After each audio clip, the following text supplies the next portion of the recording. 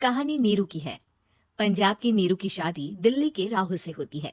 दिल्ली कितना बड़ा शहर है ना, लेकिन आप लोगों का घर तो बहुत छोटा है।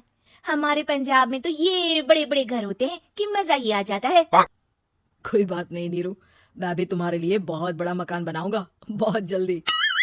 नीरू के पिता जहाँ पंजाब के जाने माने व्यापारी थे, वहीं उसका पति राहुल दिल्ली में एक सिंपल नौकरी करता था।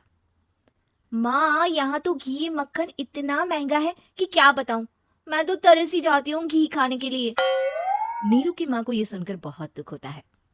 मेरी बेटी को घी नसीब नहीं हो रहा है और ये बहू यहाँ बैठकर घी में शक्कर डाल रही है। देख वनिता, मैं साफ कह रही हूँ, इस घर में जितना घी आएगा उतना ही मेरी बेटी के घर दिल्ली भी जाएगा। अरे ये क्या बात होती है माँ जी? बेटी का उतना ही करो जो अच्छा लगे। अब क्या मायके से घी और मक्खन तक की सप्लाई करोगी आप? हाँ, मेरी बेटी किसी चीज को तरसे मुझसे बर्दाश्त नहीं होता।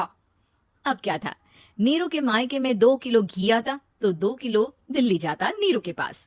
एक दिन, माँ बड़ी गर्मी पड़ती है दिल्ली में। इस घर में तो एक ही एसी है और वो भी ड्राइंग रूम में। सारा परिवार एक ही कमरे में सोता है। हाँ बेटा, वो तो हर घर की कहानी है। यहाँ भी एक ही एसी है। अरे बिल इतना आता है कि क्या बोलूं। तभी वहाँ राकेश आ जाता है। माँ, थोड़ी देर में यहाँ कुछ प्लम्बर आएंगे मेरे कमरे में एसी लगाने, जरा ध्यान से लगवा देना ना माँ। ओए, ऐसे कैसे तेरे कमरे में एसी लगेगा? हाँ राकेश, एक बार बात तो कर लेता।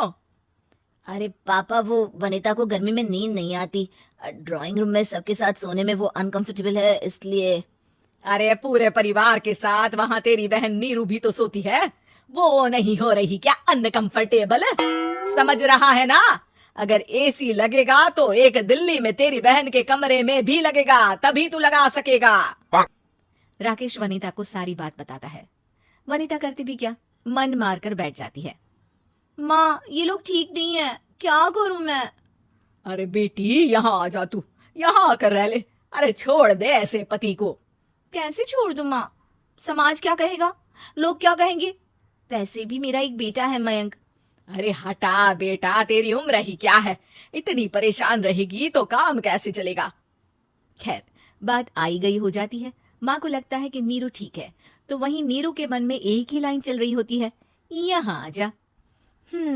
माँ ने तो बोल ही दिया है कि यहाँ आ जा। बस मयंक थोड़ा सा बड़ा हो जाए, इन गरीबों को छोड़कर मैं वापस माँ के पास ही चली जाऊंगी। वो इसी सोच में बाजार में चल रही थी कि मैम, आपका दुपट्टा जमीन को छू रहा है। नीरू जैसे ही उस लड़के की तरफ देखती है, देखती ही रह जाती है। हाय रे, कितना सुंदर लड़का है ये। अब क्या हुआ? मैंने कहा आपका दुपट्टा। तो खुद ही उठाकर दे दो ना। लड़का समझ जाता है कि नीरू उस पर फिदा हो चुकी है। वो उससे उसका नंबर लेकर चला जाता है। अब क्या था, नीरू और रोहित में लगातार बातें होने लगती है। मैं हरियाणा का रहने वाला हूँ, यहाँ एक बड़ी कंपनी का मैनेजर हूँ। अच्छा, और कितने बच्चे हैं तुम्हारे? बच्चे? अरे मेरी तो शादी भी नहीं हुई है। तुम बताओ, शादी करोगी? नीरू शर्मा जाती है। अब लेकिन मैं तो पहले से ही शादीशुदा हूँ। मुझे फर्क नहीं पड़ता, बस तुम शादी कर लो, भाग चलते हैं। बहुत पैसे वाला हूँ मैं, हमेशा खुश रखूंगा तुम्हें। नीरू रोहित से मिलकर सारा प्लान बना लेती है और फिर एक दिन घर से भाग जाती है। दोनों शादी कर लेते हैं। शादी के बाद, क्या बात है नीरू, तुम्हें परेशान सा देखता हूँ, सब ठीक तो है ना? हाँ हाँ, सब ठीक है।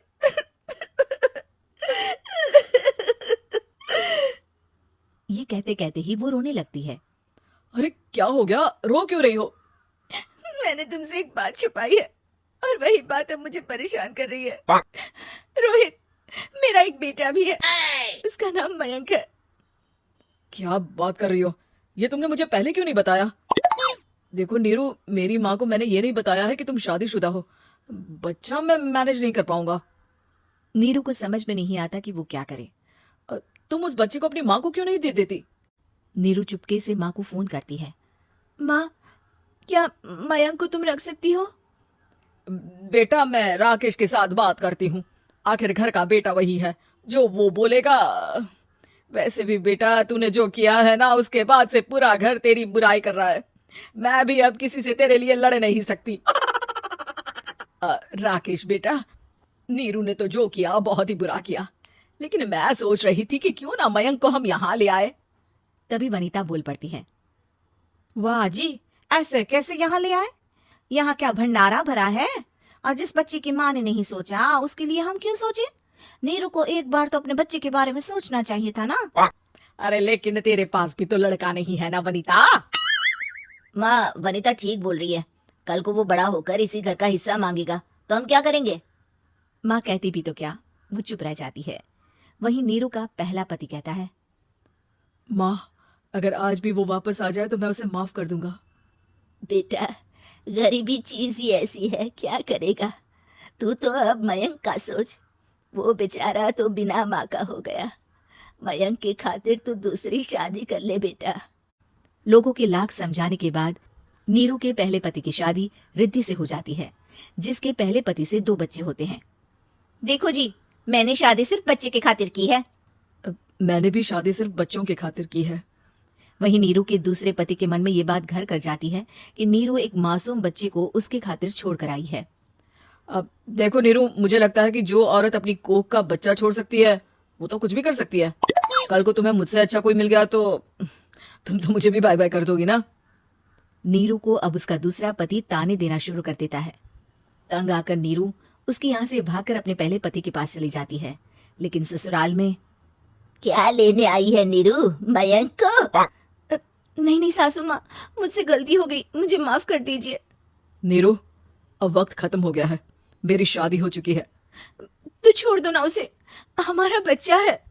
मैं आपको अपनी माँ नहीं मानता, मेरी नहीं मान तो बात अच्छी है। नीरू मयंक की बात सुनकर समझ जाती है कि उसके पास अब ना आसमान रहा ना ही जमीन।